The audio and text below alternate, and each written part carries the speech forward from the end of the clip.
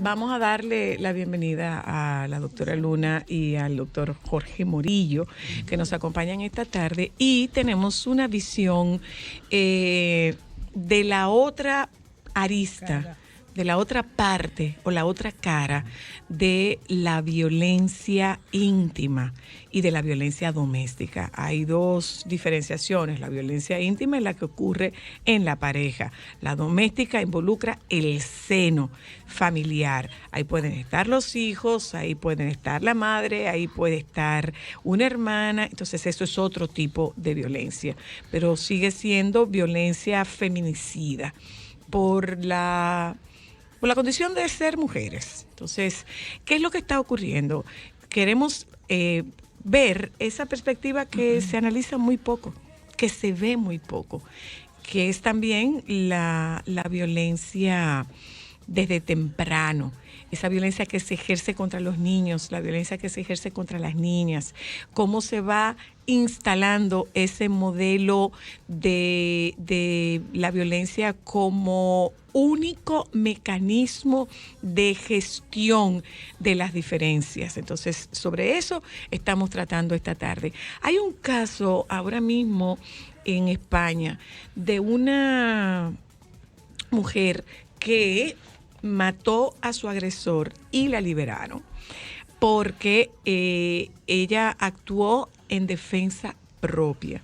Entonces, ella es tan dramático el testimonio de esa mujer. La condenaron a 1 año. Es tan dramático el testimonio de esa mujer que ella decía que le dolía mucho el ver a su padre llorando cuando la iba a visitar a la cárcel, y que ella no quisiera que la llamaran asesina en la calle, porque ella no es una asesina. Ella se defendió de su agresor y lo mató sin que fuese su intención, y de hecho eso hace que la liberen después de haber tenido una orden de alejamiento y todo esto. ¿A dónde voy? Lo dramático de la expresión de esa muchacha, una mujer joven. Ella dice: en la cárcel yo estoy más segura de lo que estuve durante 5 años en libertad. Eso es poderoso. En la cárcel yo estoy más segura. En 1 año yo he estado más segura que en los 5 años que viví en libertad con mi agresor. Yo quisiera como entrar aquí partiendo de ese comentario que hace Zoila. Primero, gracias nuevamente por el programa. Gracias a toda la audiencia. Aquí vienen los fuetazos, prepárense. Yo pienso que el tema, creo que en algún momento lo conversamos, llegamos a hablar del tema de violencia. Yo te dije, mira, lamentablemente la van a seguir matando.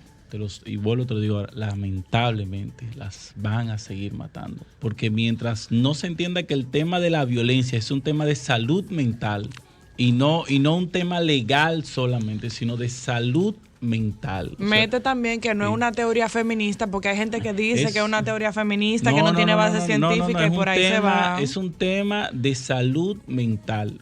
Salud mental, tú lo sabes, Zoila, que lo primero que uno pues se evalúa en una persona es la capacidad que pueda tener de hacerse daño a sí mismo y al otro.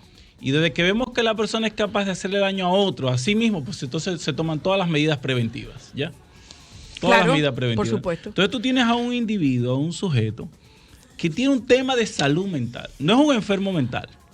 No es un enfermo mental. Pues es que, o sea, quizás tal vez en otro momento podríamos marcar la diferencia. Pero hay un tema de salud mental. No es un enfermo mental porque el sujeto funciona. Claro. En todos los aspectos de su vida, normal. Salvo. No hay una patología. Salvo en ese aspecto.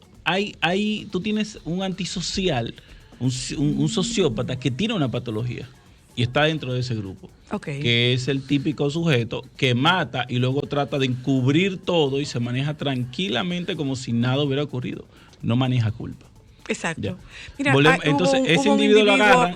Hubo un individuo, creo que fue en Asua o reciente, que la mató y le dijeron, ¿tú te arrepientes? Él dijo, no, ella lo buscó, no hay culpa. Ya lo que está hecho, ¿qué importa que yo me arrepienta? Ahí tú tienes una patología. Es un sociópata. Pero ese sujeto, tú lo puedes meter preso 1 año, 10 años, 5 años, y la probabilidad de reinserción son muy bajas, sumamente mínimas, porque es un tema de fondo, o sea, es un tema de conciencia moral. La conciencia moral no se aprende como en una lectura, es una construcción que se va haciendo en la historia del individuo, ¿ya? Con una serie de actores que van participando. Tú tienes otro segundo hombre violento, que es el que no logra controlar sus impulsos, que él después de que hace el acto se arrepiente, se siente mal, dice no sé lo que pasó. Igual ese sujeto sabe que hay un tema de violencia y que está mal lo que está haciendo. Lo sabe, ese tiene conciencia moral, pero no tiene la capacidad de tener el control de sí mismo ante ese escenario. Entonces ahora tú tienes un sistema de justicia que es quien está liderando todo este tema de violencia. Liderando. Entonces tú dices, las cartas están ahí. Yo lo que entiendo es el conocimiento está, las cartas están, la intención está. Todo el mundo quiere realmente resolver este tema. Ahora, yo creo que hay que invertir un poco el orden de las cosas. A mí me parece que quien debe de liderar esto es salud mental. Entonces ahí va de la mano. Entonces entra todo el tema, el sistema judicial. También va de la mano todo lo que tiene que ver con prensa oral y escrita. ¿Por qué? Porque a nivel de prensa, como lo estamos haciendo ahora, violentan con el tratamiento que le dan. Tú puedes crear un escenario, exacto. Tú de repente, queriendo dar una información, no sabiéndola dar, tú estás dando una forma de poder solucionar las cosas. No, te vamos a contar, yo te doy 2 tiros y mañana tú apareces en las noticias. O sea, de repente la manera como tú estás mandando la información no es educativa. Entonces, también pienso que hay un tema, en ese tema educativo, tiene que haber la información está ahí. Entonces, a nivel de prensa, a nivel de publicidad, hay que llevarle al lenguaje cotidiano cómo manejarse frente a ese escenario. Si tú como mujer estás metida en el ciclo de la violencia, tú tienes que saber cómo identificarte. Cómo identificar y cómo manejar las cosas. Claro. Porque de repente el sujeto, ¿a quiénes son a las que matan? Son a las que dicen no más. Exacto. ¿Y cuándo las matan? Cuando ellas dicen ya. Cuando dicen ya. Entonces hay que enseñar cómo decir ya y una justicia que pueda proteger. Pero mientras las que están ahí ahora mismo, que lo ven o lo ven normal, lo normalizan, esta relación patológica con un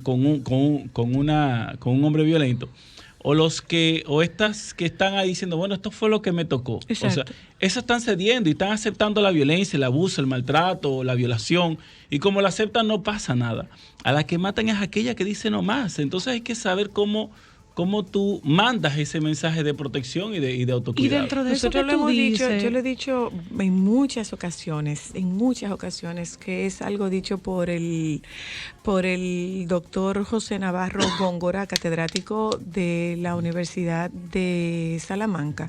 El doctor Navarro Góngora dice que antes de que una mujer logre salir de una relación abusiva, esa mujer hace un mínimo de 8 intentos serios por abandonar la relación. Y ahí va mi ¿Cuándo pregunta. viene el pico?